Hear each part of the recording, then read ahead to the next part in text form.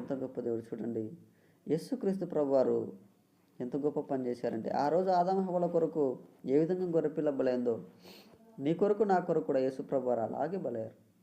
ఆయన చూడండి అరచేతుల్లో మేకులు కొట్టించుకున్నాడు. కారణం ఏంటి తెలుసా? నిన్ను నన్ను తన స్వహస్తాలతో చేశాడు కాబట్టి. ఆయన పాదాలలో మేకులు ఎందుకు దింపాడు తెలుసా?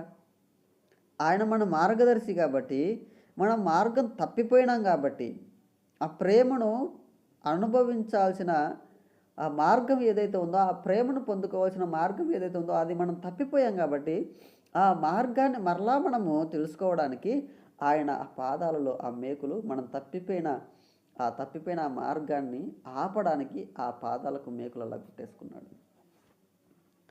మన హృదయంలో ప్రేమ ఉండాల్సింది పోయి పాపం ఉండిపోయింది కాబట్టి, మన మన మన నచ్చిన జీవితం ఉండిపోయింది కాబట్టి, మోసపోయిన జీవితం ఉంది కాబట్టి, అది పోవాలని, అది తీసివేయాలని ఆయన గుండె పగిలేలా బల్యాన్ని పొడిపించుకున్నాడు.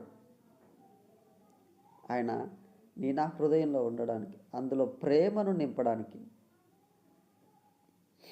ఈ మలినమైపోయిన శరీరం, ఈ చూపుల ద్వారా, మాటల ద్వారా, చేతల ద్వారా రకరకాలుగా చెడిపోయిన ఈ శరీరం, ఈ మలినమైపోయిన శరీరాన్ని మహిమగలదిగా మార్చడానికి ఆయన తన శరీరపు అణువణువు కూడా కొరడాలతో కొట్టించుకున్నాడు, చీల్చబడేలా చీల్చుకున్నాడు.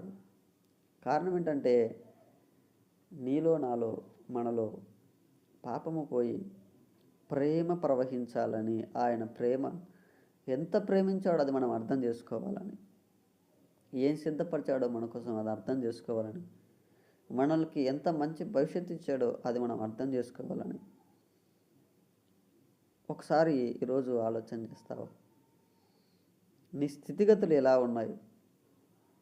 నువ్వు ఇంటి దగ్గర ఉన్నప్పుడు, నువ్వు కాలేజీకి వెళ్ళినప్పుడు, లేదా నువ్వు ఉద్యోగానికి వెళ్ళినప్పుడు, నువ్వు పని చేస్తున్నప్పుడు, నువ్వు ఒంటరిగా ఉన్నప్పుడు,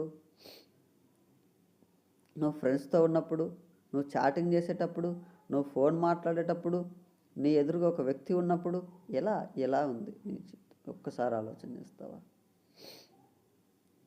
ఒకసారి ఆలోచన చేసుకో. బ్రతుకును దేవుడు మార్చుకోమని ఈరోజు చెప్తున్నాడండి. ఎంతో ప్రేమించినాడు దేవుడు నిన్ను నన్ను.